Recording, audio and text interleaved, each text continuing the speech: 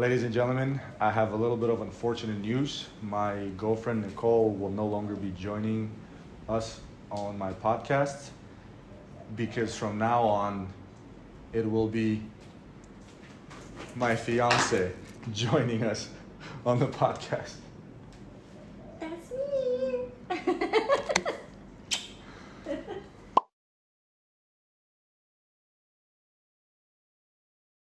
Welcome, ladies and gentlemen, to another episode of Purpose Over Pleasure with my beautiful partner, Nicole. And today, if you guys haven't noticed, we're actually in Bali, Indonesia, the trip that we've been waiting for a long time. And we just want to talk about a few things, few major differences that we noticed between our cultures. And I think it's fascinating how much the cultures can be different and how that can impact the society and nation overall. So let's dive into it. Thanks, babe, for joining me. Thank you. It's our last day. For having me. Thank you. I mean, you would have to be here, right? So I can't record an episode by myself without you. Are you having fun? I'm having a lot of fun. Yeah. Yeah, I know you are having a lot of. Hot. It's yeah. hot. Yeah, guys, it's hot in here. First and foremost, if you are visiting Bali, we overpacked. Very much We so. did. As a guy, all you really need is a bunch of shorts, flip-flops, hiking, sneakers or shoes, water shoes, and a bunch of tank tops. Like I literally bought like 7 tank tops here just because it's hot. And sunblock. Don't forget sunblock. Oh yes, sunblock. A whole lot of it. I almost experienced a nasty burn, but Yes. thank you for saving my life. You're welcome. She's got all kinds of creams and magic potions so I called her a witch. But yeah, let's dive into it. So, do you want to mention the news? No, Okay. we'll keep the news for the later part. It's coming. Okay. Yeah, stay tuned, guys. It's coming. So major news are coming. But yes, let's talk about the differences that we noticed here. How about that? Sure. And then maybe we'll tell you guys the major news at the end. Are you asking yourself, are we moving to Bali? I don't know. Are we? Possibly. I'm gonna tell you guys, this place is called the Island of the Gods, and it's for a reason. This place is absolutely amazing. We stayed in Ubud and we stayed in Seminyak. It is absolutely gorgeous. I mean, the ocean, the places to visit. We visited Nusa Penida, and it was absolutely fantastic. It destroyed us. We're sore today. It's a lot of driving, A lot of bumpy road. walking. But it's worth it. It is absolutely amazing. For those of you who don't know what Nusa Penida is, Google it, and we actually were blessed enough to make it out there and witness it with our own eyes. It was fantastic. It was a very hot experience. A lot of sweating. Oh my A God. lot of strength in your legs, but those views are just I'm incredible. hot right now. I know, you're perspirating right I'm now. perspiring. Yeah.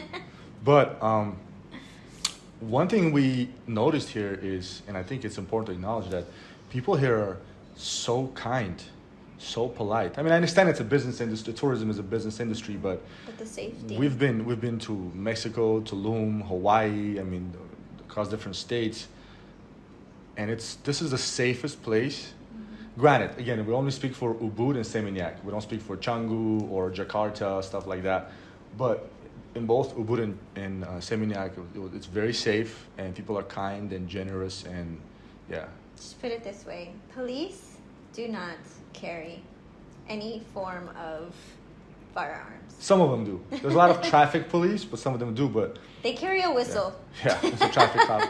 And I talked to one of them, and he said, "No, we don't carry. Not all of us carry guns here because it's safe." Mm-hmm. And I love it. You know, we were able to walk around. You know, in the middle of the night, we go different places, and we felt safe.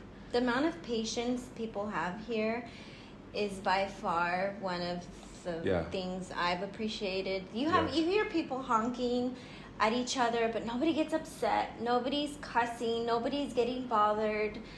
And it's actually very comforting to know that people out here don't have a chip on their shoulder.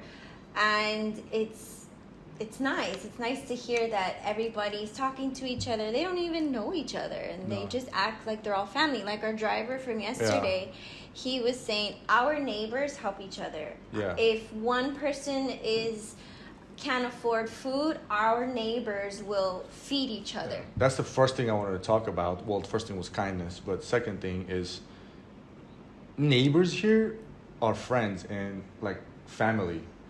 We were talking to the guy. We had a long drive from the harbor back to our villa, and the guy was saying he's able to survive on $200 a month, and his wife does not work. And I asked him, like, aren't you afraid? Yeah, he's got a wife, 2 kids. The wife does not work, and this guy survives on $200 a month, and he's not complaining. And what boggled my mind is that he said, we're okay here because we have our neighbors. First of all, they live together. If you notice, they have houses. They have multiple families. Like we went to your spiritual healer. There was a bunch of different families living in the same little community. Another thing, they have temples here in every house. They do daily donations, offerings, because most people here are Hindu. They're Hindu, and there's also a Muslim population. But a Hindu culture, religion, they do daily offerings, little things that they offer to the god, mostly to what's the name of the god? The elephant. Ganesh, yes. And with that said, the guy was comfortable. It's like if something goes wrong, I can rely on my neighbors. And if my neighbor needs help, I will help him. That's fascinating. I experienced that back in the motherland. I don't know if some of you guys don't know. I'm Eastern European. You can say that. And for us growing up, the neighbors were a big part of the community. You live on the block, and you know your neighbors. The neighbors can come knock on your door, or hang out, get some salt, or borrow some sugar. Yeah. So to me, I'm happy to see that. And when we told the guy that in the United States, in particular, we speak for LA area, right, where we live, you literally, like, we don't know our neighbor across. No. It's crazy. I've seen them, but I don't know their name. Nobody takes initiative to reach out to their neighbors. They think, this is weird. What do they want? That's kind of fishy. What's going on? When I got locked out of the house that one time because of the knob, my neighbor, our next door neighbor, looked at me, didn't say anything. I saw her. She didn't say hi. She said, are you okay? Nothing. I think that's sad. I think that's sad that we've deviated like that in our culture, that we don't even know our neighbors. I think the Bible says something about the neighbor. Correct me if I'm wrong. God forgive me. Yeah. Something about the neighbor, know your neighbor, something like that. I might be wrong. Correct me if I'm wrong. But the point here is, yeah, we need our neighbors. You never know what's going to happen. Like, if you need something immediately, something maybe small or something big, like you said, you need help because you were locked out. I was an hour away. Your closest relative, our family, was some time away. But the neighbor's right there.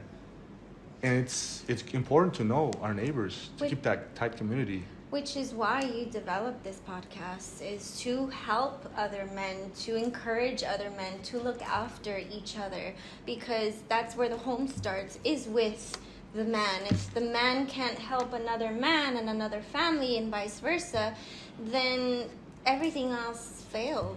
That's a fantastic point, because a lot of men are lonely islands. I've been a lonely island.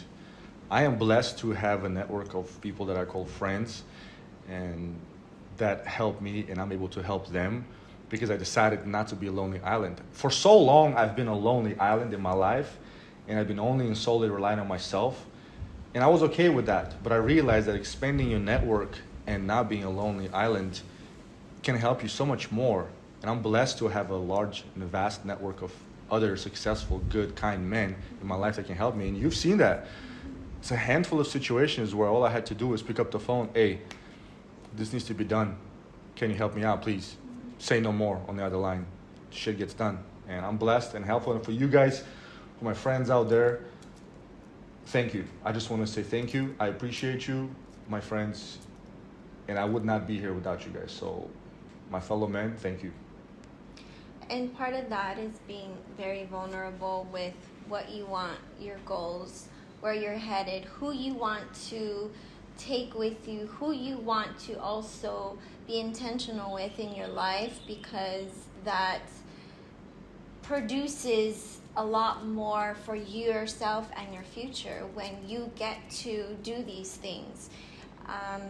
Being blessed with this beautiful place, it's very hot, I'm not gonna lie, but being out here and seeing all these beautiful views and experiencing the things we've experienced, it makes me feel so much more grateful that we are experiencing this and witnessing this with our own eyes, and knowing that people out here, they don't live this crazy luxurious life financially, but in their hearts everybody's happy, everybody's smiling, they're sweating, and they're content, they're fine, they're okay with what they have.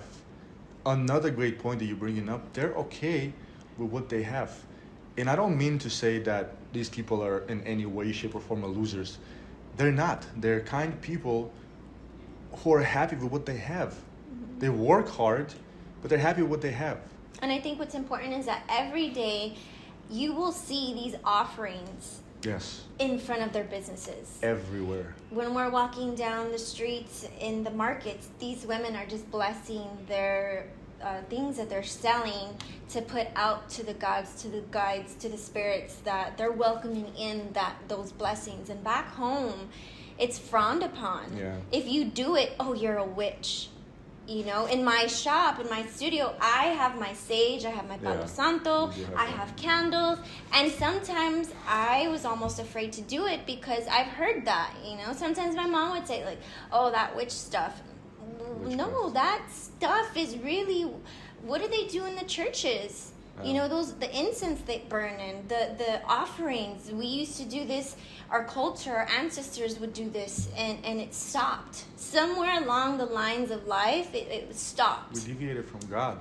Oh, yeah. Remember his reaction when I told him that people in the Western world have deviated from God. They lost God in their life. The guy was shocked.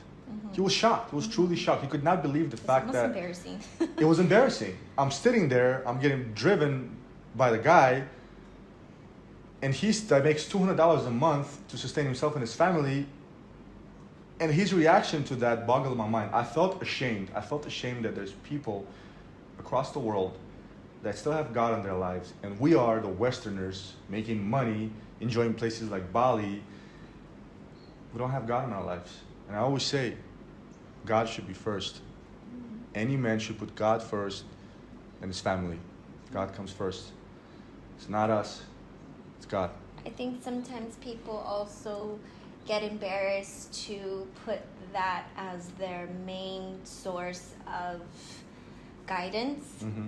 They are, even myself, I felt when I was raised Catholic and Christian, and it was uncomfortable because a Catholic was just yelling, and if you do this, you're sinning. If you do that, like, that's bad. So I didn't want anything to do with that. So I didn't put too much attention to it, and it was just left a bad seed in my head. So I thought, and then I also saw friends who would worship God, and then they're over here drinking, getting drunk, and I'm sorry, whoring around, but I know about those Catholic school girls. It was very uncomfortable. So it made me not want to practice worshiping a God or believing that was that way, because I seen these girls do it. So I didn't want to be like that. So I'm like, what's right?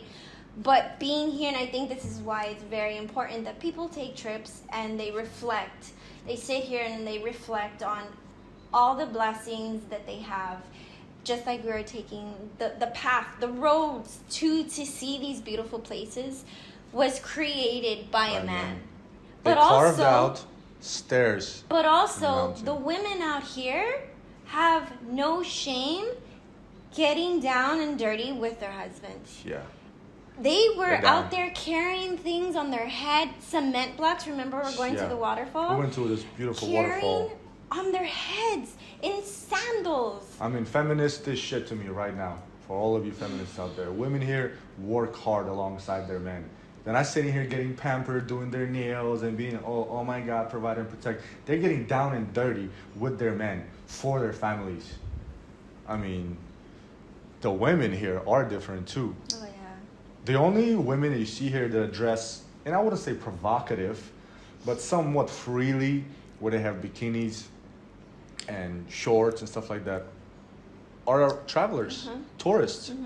Indonesian women. I'm yet to see a native woman that's dressed, not even provocative, but dressed open, where she's wearing a bikini or anything like that. Maybe I just haven't met one yet, but that goes to say that it's traditional. Traditions come from God. If you don't believe in God, what makes you believe you're going to believe in tradition? It's all tied together. And what you said about when you were growing up as a Catholic, and you always had this, don't do this, don't do that, the devil will come after you, they will come after you. Remember Outwitting the Devil? Fantastic book. I suggest to all you guys to read it. Outwitting the Devil by Napoleon Hill. Such an eye-opening book, and it talks specifically about the devil is not this creature with horns that would torture you for the rest of eternity in hell, and you need to be in fear of it. The devil is doubt, fear, anxiety, insecurities, lack of confidence, all these things that push you away from the path of your purpose. And true purpose in life is what life is about. That's the devil. And then after he deviates you from your purpose, you give up and you live miserable fucking life, settling for shit that does not make you happy, living with people that don't make you happy, in relationships that make you miserable. Settling. And after you die, I'm pretty sure that devil will torture you for the rest of eternity. When I do the things that I do, I live in intentions. When you live an intentional life is when you receive more blessings. And this whole week that we've been here has been an ultimate blessing. For one, like I've told you, I've journaled, I've scripted what I wanted this year to be like, and I let go a lot of things that were no longer serving me.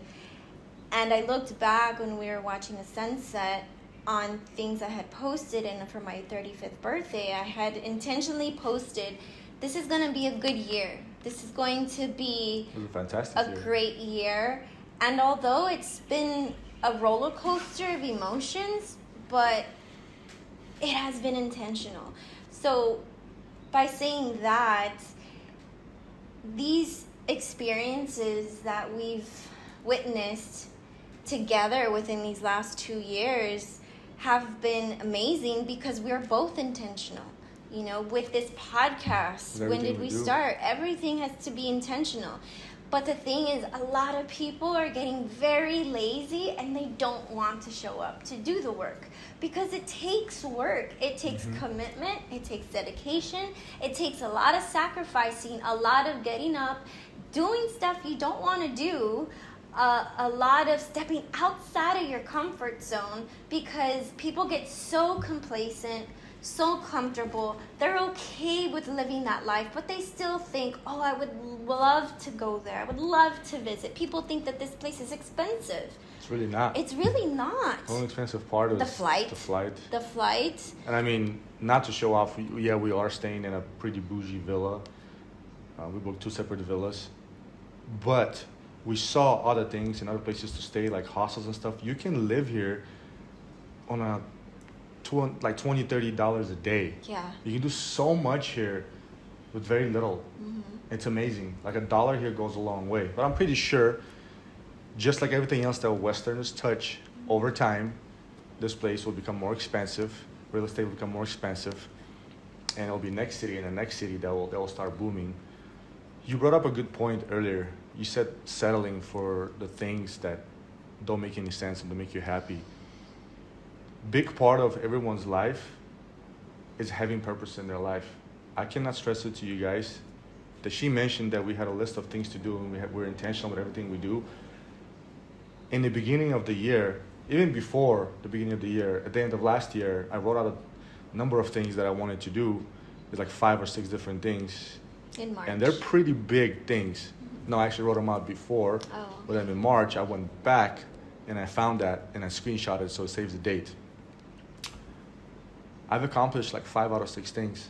The only thing about the last thing that I want to accomplish is the opportunity for me to go after is not up to me. So I'm hoping and I have faith in God that last thing will open up for me, and I'll take that opportunity, and I'll be able to prove myself that I'm worthy of it and accomplish it. But everything that we do is intentional. When you do things with intention, when you go after things that you want, the universe will give. It's crazy. I can't stress it to you guys. The universe will give. You just have to, 1, believe, 2, work hard. You deviate from those 2 things, you're not gonna get shit, or you'll get some handouts. Hold on. There's a difference between working hard and having faith, okay? Yes, you have dreams. Have those dreams, but have unconditional faith. Like they say, fake it till you make it. No. I it. have to break that and say, faith it so you will make it. Ooh. Because you told me that before. A lot of people are used to this term, fake it till you make it. Well, remember, your words are powerful. Your words are seeds. So when you put out those things, your subconscious mind will start to believe it. So fake is like a negative term. It's like a low vibrational term. But when you say faith it till you make it? Faith it so you will make it. It's telling your subconscious mind that it's going to happen for you. And I will reiterate that in, again, 2019, I was very serious, very just straight to the point, fed up, and I wrote out a list of things and I titled it, My Ideal Spouse, Partner, Husband, Soulmate. And I just went in. How many bullet points did you I have? had 45. And out of 45, I believe it was 43 items. Damn. That you checked off. Yeah, I checked off. I'll take those odds. And I forgot about it. I left it alone. And I journaled about going to Bali, being in Bali, witnessing these beautiful views, the clear ocean that we experienced in Diamond Beach. Beautiful. Man, that road down there was just, it was crazy. It was a treacherous road. You have to climb down a very steep and narrow stairway that they're carved on the side of the mountain, and you have to hold on to a rope. Mm-hmm. It was hot, but oh my God, once you actually get down there, it is absolutely fascinating how beautiful that place is. And I went, when we were walking there, and there was a line. More like climbing there. That too, because there are all the ropes we had to climb down. There was a line. I'm like, oh man, this is going to be a line to get there. Just like in life. Beautiful example. There are people waiting in line to get to the top. But when it becomes difficult and challenging, people will start to diminish. They just want to sit there, get a picture of the view, but they don't want to do the hard work and climb and hike down break a sweat. Yeah, break a sweat and get down and dirty to really witness these experiences. Like the beauty of the ocean was amazing, that sand. Half of those people that we were waiting in line, more than half. Only like a handful. And I'll give you guys an idea. Not even half. When we started, and we went during kind of like a peak tourist hour, which I don't suggest. It was around 11. That's already kind of like a peak hour. We're like, damn, that's a lot of people. Yeah. So we started going down that narrow stairway on a carved out on the side of the mountain. You know, you gotta hold on to a rope, and we're like, walking in between people who are taking pictures. Yes. I was like, fuck this. And we just continue to go down that stairway. And we realized it's getting thinner and thinner and thinner. That line was getting thinner and thinner. And on the bottom, kind of, you have to use a rope to really climb down to get to the beach. There's a handful of people. There's literally a handful of people out of hundreds of people that made it down to Diamond Beach of Nusa Penida. And that same terminology goes for life. Everybody wants some nice things in life. Everybody wants luxury lifestyle. Everybody wants to have the views, right, of Diamond Beach. But very few people actually did the sweating, exhausting physical work of getting down there. We did, and it was fantastic. You got burned. I'll do it again. It was fantastic. So the concept is the same. You know, you got to put in work. You got to believe. And you, my little trooper, you did a great job. That's what I love about you. You know, you down to get down. You had a backpack that's bigger than you when, you know, you still strapped it on. Let's go. I ain't stopping. And sandals. And sandals. I was afraid I was going to rip and those we'll post sandals. some photos, but it's not even about the photos, it's about the concept that experience. applies to life, the experience. Yeah. It just reminds me that a lot of people will post on social media. They will rent these cars, buy these expensive bags, but they aren't willing to actually develop themselves into a stronger person, because that's part of life. Mm-hmm. When you just say, oh yeah, I got to do this, mm-hmm. but what did you really do? Yeah, you stop halfway through. We could have easily taken a photo and be like, oh, okay, well, we were here, we experienced it. No, that wasn't really, you know, you're going to have people that are going to do things half-assed like that. And then there's going to be people like you and I who have no problem with getting sweaty, getting hot, getting scratched, getting roughed up, but actually saying, you know what, we didn't come this far to just come this mm-hmm. far. We know it takes work. Mm-hmm. We know it takes dedication. The fact that you have your podcast and setting it up, you know, we had some technical difficulties with the mics, but it's trial and error, and people don't understand that. Yes, you're gonna hit a bump in the road. You're gonna hit walls. You're gonna feel like, shit, is this really for me? Maybe I shouldn't do this. Maybe this isn't my thing. Well, how are you gonna know if you don't actually proceed with the full straightaway road that you have in your mind to say, hey, you know what? I gotta do this. This thought keeps coming up in my head for a reason. And people are going to say, oh, you shouldn't do that podcast, or you should give up that art. Like, no. I want to see those people getting up out of their ass, off of their asses, and actually do the work. Are they going to take the time to study, do the investments? Improve. Also, building the thick skin. A lot of people don't have those characteristic traits to do the work, but they're so quick to start talking and saying all these things. But if it wasn't for those people, I'm actually grateful for those type of people as well, because like yourself, you use that to motivate you, to inspire you, because it allows you to grow. And when you know you're growing is when people are going to say something, because I know I thanked my fellow men, my friends, and my network, but I also want to take the opportunity to thank my haters from the bottom of my heart. Thank you guys, because you guys are giving me the absolute pure energy, negative energy, the hate, but I take that and I'm able to convert that into a driving force. That's another thing I think people need to develop. I mean, it is absolutely phenomenal how much and how powerful the hate is if you're able to transform it into a positive energy.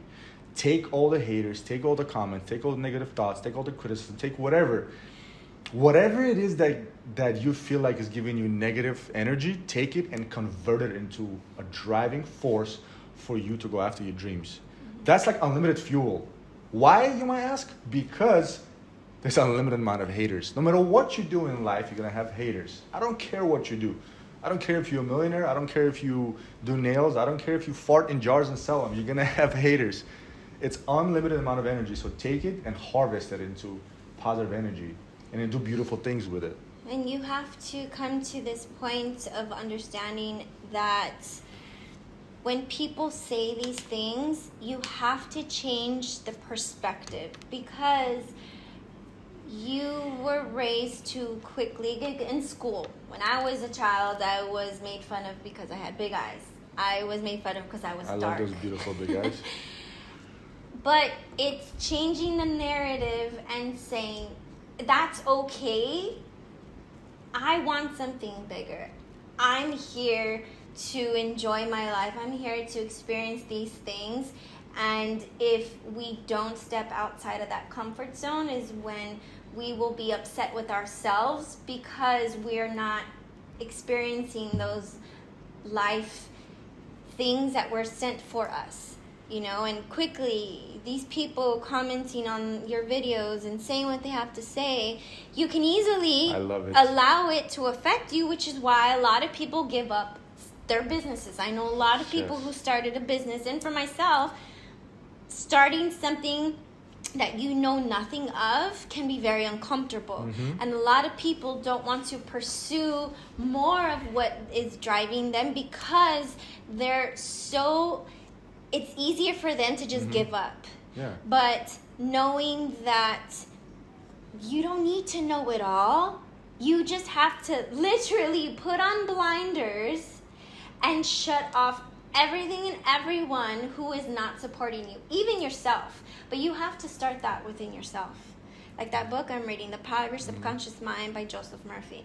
I kid you not, that book, it's by far one of the best books I've ever found that I'm reading, and I'm rereading it, highlighting, going back and highlighting. I'm like, I need to realign my brain and memorize this, because that's important for us. Because if we're listening to outside sources like our parents or our close friends or even our relationships that are afraid for us, that's what's going to happen. We're not going to pursue it because we're afraid. We're thinking, well, our parents know best. They're our parents.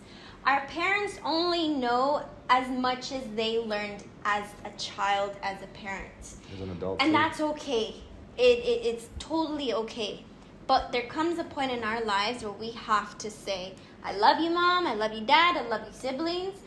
But I need to step outside of myself, out of my comfort zone, to bring more value to this family, to create a legacy.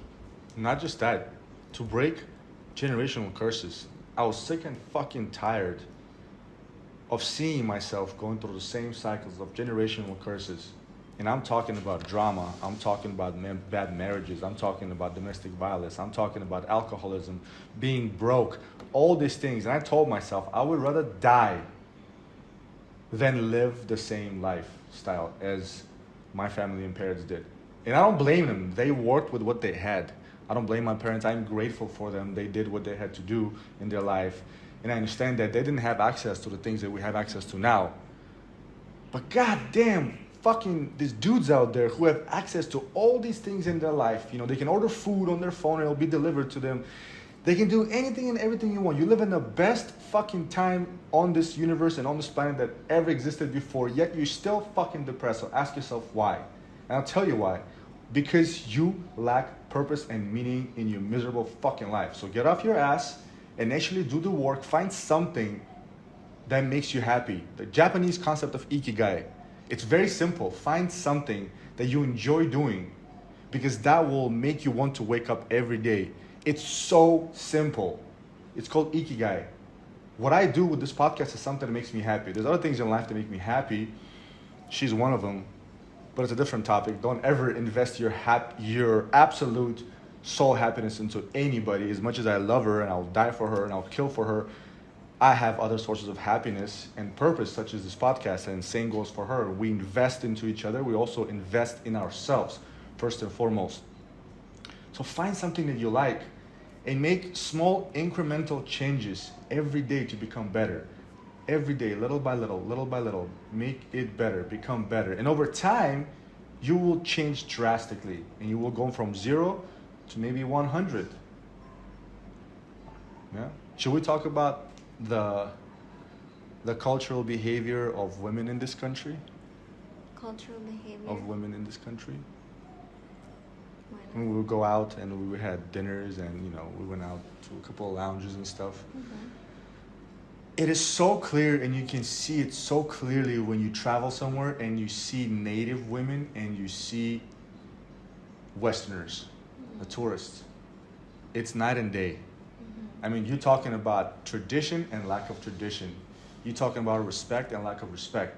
You're talking about being a God-fearing person and not being a God-fearing person. You're talking about family and the concept of family and lack of it. The acceptance of what's allowed and what's not allowed. Correct. And like the driver told us, it's like, no. When we told them the type of things women do in the United States of America, the guy was shocked. He's like, what? Your women do that? in this country, it's unacceptable.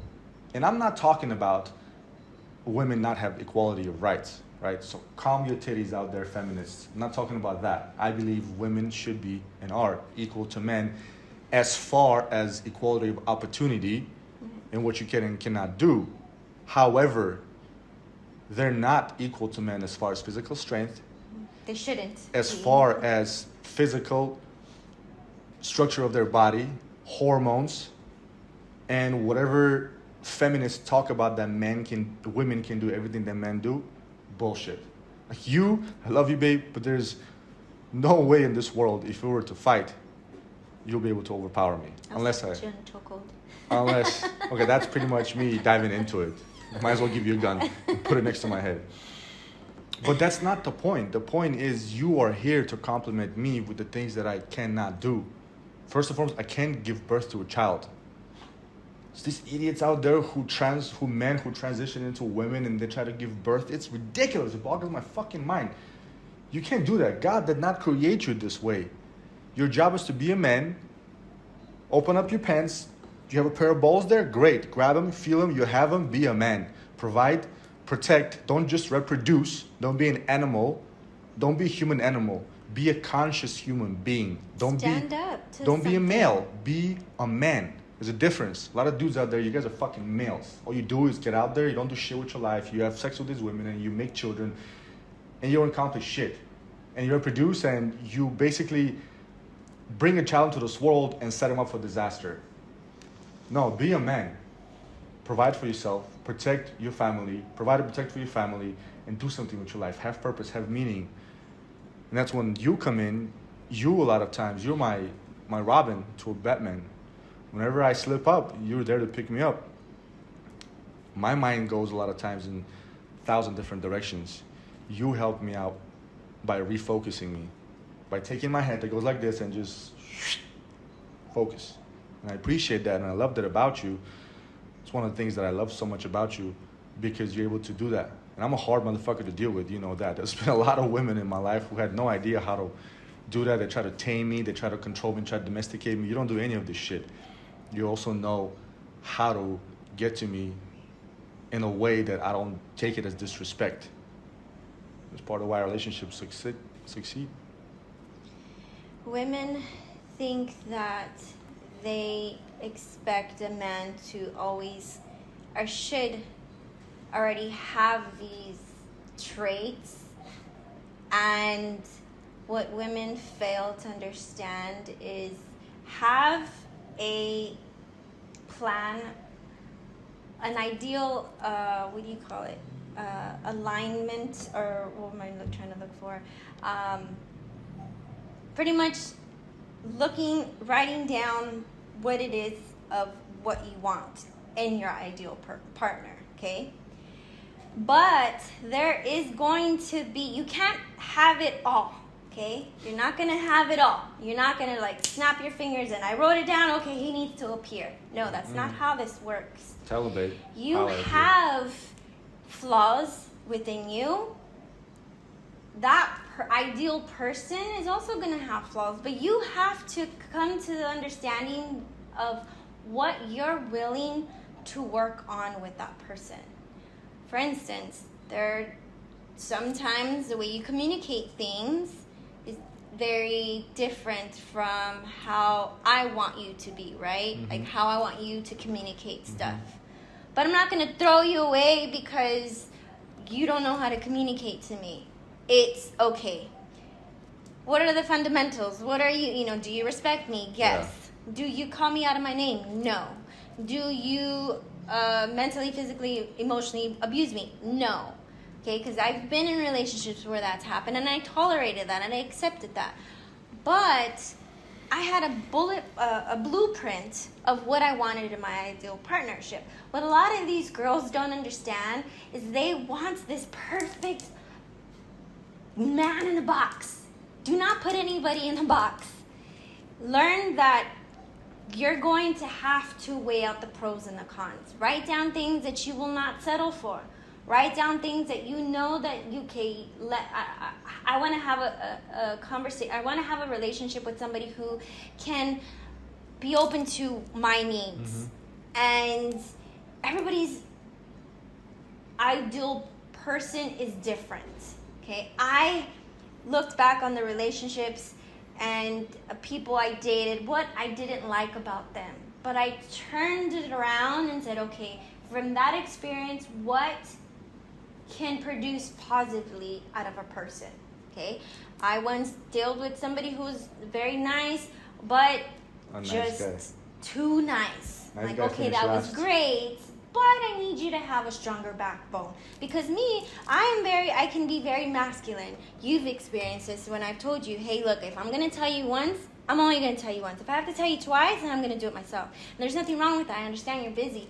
But I shouldn't have to repeat myself. And if you're taking and listening to me as my partner, then you should keep that in mind. Hey, I got to do this.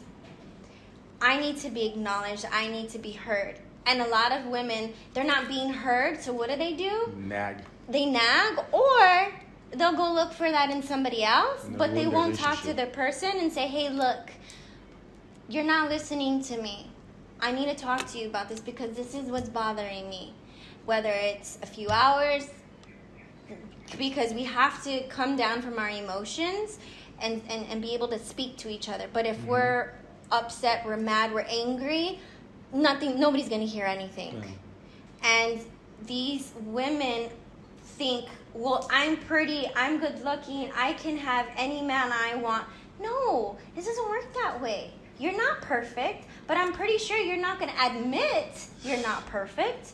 You're not going to tell this man that you're not perfect because you can't even look at yourself in the mirror and tell yourself, look, I need to work on this. You'd rather just throw that shit under the carpet and say, oh, it's okay, I'm beautiful, I have nice titties, I have a nice ass, I have a nice smile, oh, I'm okay, he'll accept it, he needs to.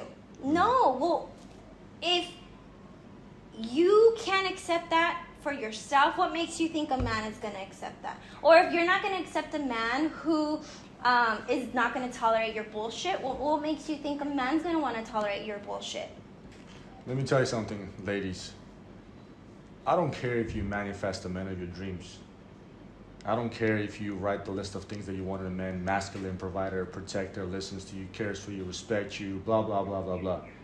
I'm going to tell you right now, a man of that caliber is not going to put up with your bullshit. You're either going to be a side piece, telling it right now, or you're never going to get a man of your dreams. The only way you're actually going to get a good man in your life who will provide for you, protect for you, love you, respect you, raise a good family, be a strong backbone for you, is if you step up to your plate and fix your own bullshit. That's what she did. That's what I did. I understood that if I want to have a type of woman that I want in my life, I need to become the type of man that will attract that type of woman. She did the same thing. So a lot of your bullshit, a lot of your nagging, a lot of you going out and drinking, dressing provocatively and putting your ass on Instagram and social media and talking about your personal shit out there with the rest of the world, no serious good man will take you seriously. All you're going to be is a side piece until you hit your 30s. You're going to realize that all good men are gone. Actually, you won't realize that all good men are gone. You're just going to be bitter saying that, oh my God, these men are groomers, they want younger women, we're all the men ain't shit. Nah, you ain't shit. You haven't done shit with your life. You spend your fucking 20s going from yacht to yacht, from party to party, shaking your ass, sucking dicks, stacking up body counts, and then you're 30, 35, or even 40, and now you won't look for a man? No man in the right state of mind will look for you and will accept you. I guarantee you that. I guarantee you that. Well, the problem is that women and men are too invested on finding somebody. They're distracted by finding somebody. You don't need to find anybody outside. The moment you put on blinders and you just focus on you and what you're doing, your flaws, what things you can work on, what makes you happy, what you can do to bring your spirits and your energy up so that you attract that person. That's pretty much the fundamentals. Mm-hmm. That's all it is. I said I'm not going to look for anybody. I'm okay with being myself. I'm okay with being single. I am happy because the law of attraction is you need to be in a vibrational level of energy so that everything you want comes to you. But just like the girls who say, oh, he's too nice, oh, he's too much of a nice guy. Okay, so then why don't you just work on what you want? You think a man's gonna want a girl who's out here running around, not working on herself? Ideally, you have to picture what that man looks like, okay? That ideal man that you want, that works out, that has a good head on his shoulders, is financially responsible, that is mature enough to respect you and not go out, that who's not over here juggling a bunch of women. Look at yourself. Well, what does that ideal woman look like? Who do I have to be to attract that type of man? Because if you know that you're not that type of woman, then you're going to start attracting these shitty guys who are going to disrespect you, who are going to mistreat you, who is not going to call you. If you're waiting around for a guy to call you, you're not utilizing your time. You shouldn't have to be worrying about what someone else is doing. That means you're not invested in yourself.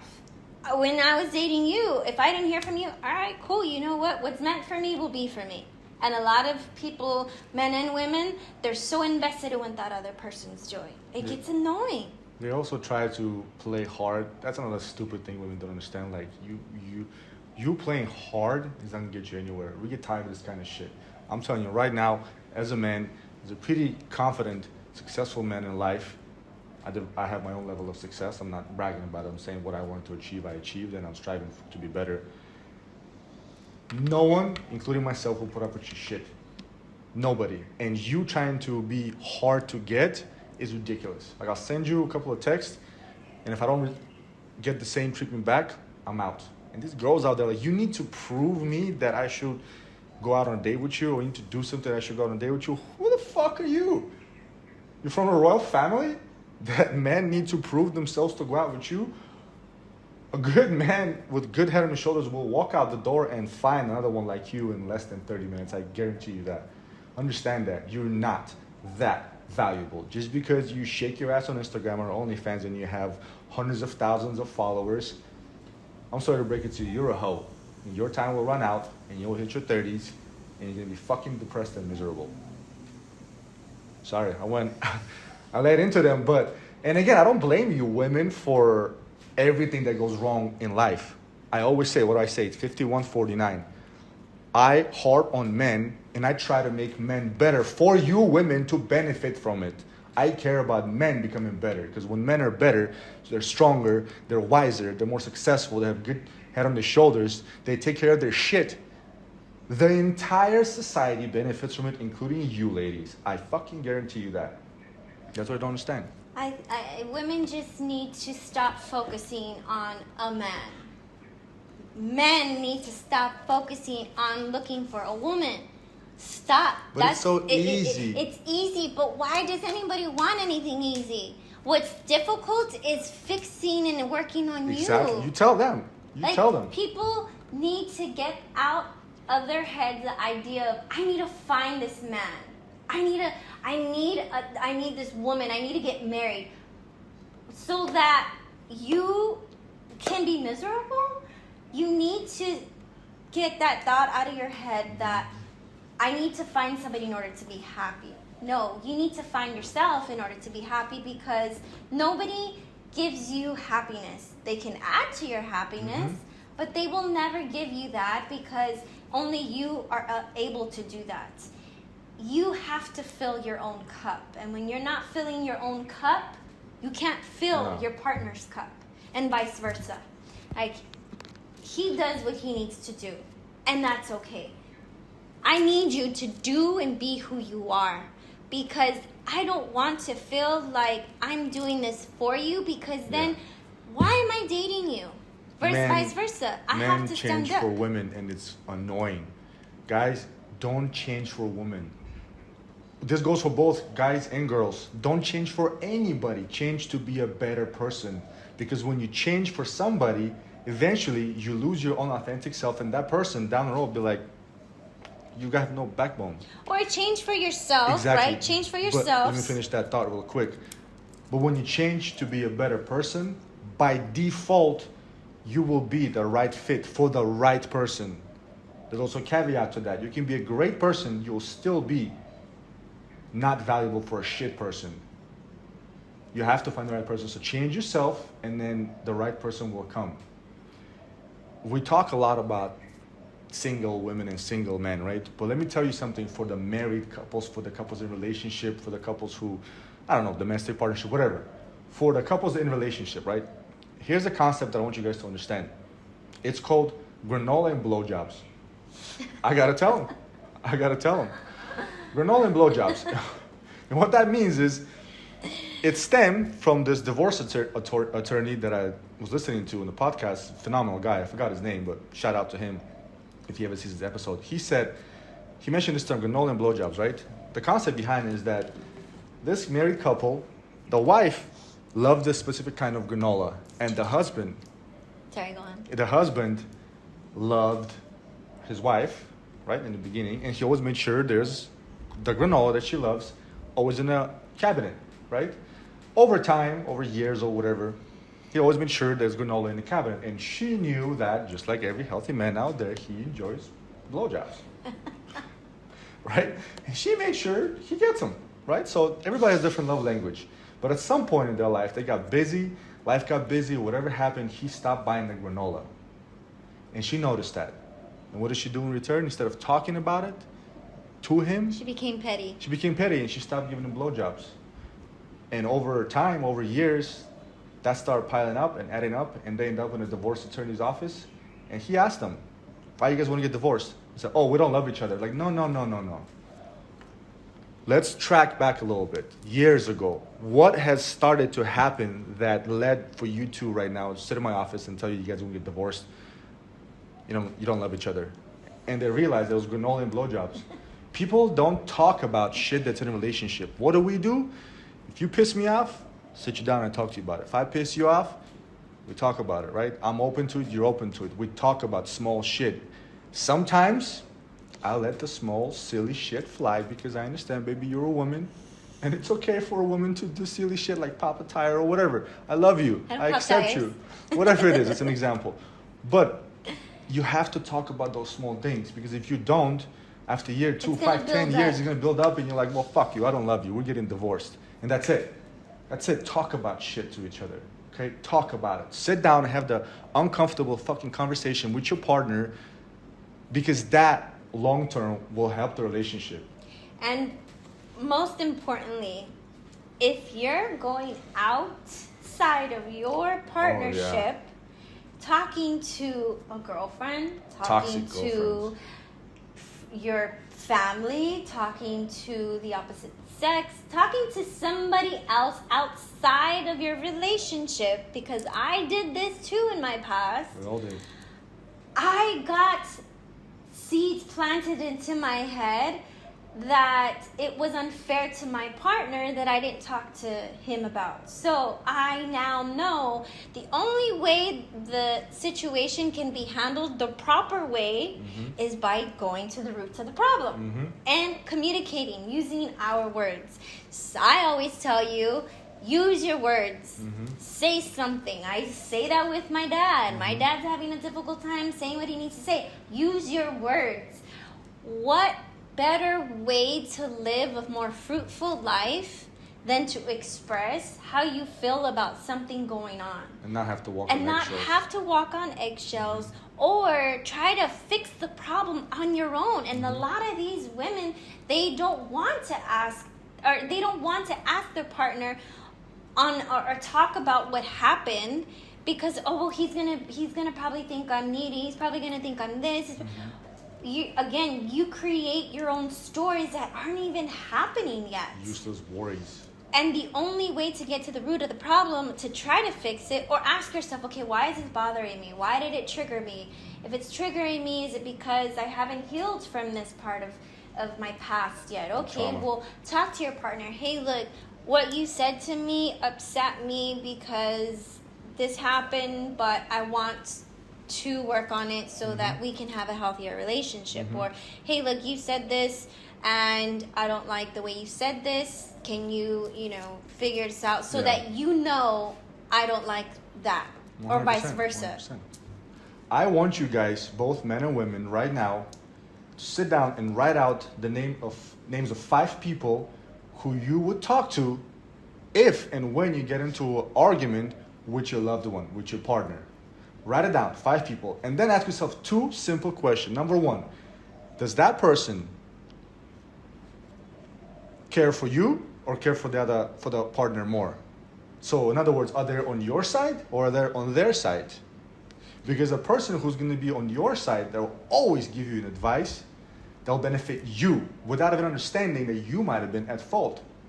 And number 2, look at that person's personal life. Are they married? Are they single? They had 5 divorces, or they had 1 happy marriage? Are they dating a bunch of men or women out there? Are they ungrateful and sad and pathetic in their life? Like, look at those things. I'm never going to go to a person who's been married and divorced 5 fucking times to ask you, hey, what's the relationship advice? Like, hell no, dude. I will go to a person who has had a good, successful, happy relationship. Because those 2 things are important. What's going to happen is that their experiences, what's going on in them, is going to mirror onto you. So when they're experiencing something traumatic, something bad in a relationship, they're going to put their own experience onto you in your relationship. So that's why it's not a good thing to go to these people to ask them advice on an argument that they don't even know both stories on. And that's why a lot of these arguments, divorces, separations happen because, why are you guys divorcing? I'm not in love with him anymore. Well, did you talk to him about it? No, he just stopped doing these things, so I just decided it's uncomfortable. I don't want to do it. I don't want to stress. I don't want to go through the emotional part. Well, what the fuck do you do then? You can't put a Band-Aid on it. Eventually you're gonna have to rip that Band-Aid off. What's gonna happen, you're gonna have a nasty tan line that you're gonna have to wait for it to heal. And then if you're not treating that cut, that wound, it leaves a scar. And then what's gonna happen, your next relationship is gonna be fucked up because you didn't heal and treat that scar, that cut that you had. So you might as well sit here, invest in this person because that's the person you decided. And hey, if you realize that person no longer is adding value, or you guys don't have a good relationship or fundamental, you guys just aren't sharing, he's not the yin to your yang and vice versa, then say, hey, you know what, I think there's no more chemistry. And I appreciate you and the experiences and the memories we've made, but I have different plans. I'm sorry. Let's go our separate way. If it's meant to be, I have faith that it'll happen. But a lot of people just want to beat the dead horse and just wait around. We'll get over it. The problem is that people take their trauma and their bullshit from their past, from their upbringing, from their relationship, and they bring it with them to the next relationship, and to the next relationship, and to the next relationship. And they go through the same cycle of bullshit and trauma again and again and again without realizing that, hey, maybe if I worked on myself and I fixed that, then maybe I will have a better life and better relationship. Because the definition of insanity is hitting your head against the wall over and over again and expecting different results. You're not going to get different results. So might as well try something new. Fix your bullshit, fix your trauma, work on yourself. Heal. And I'm pretty sure you will have a better, happier relationship. Well, I think that's a perfect cue to express.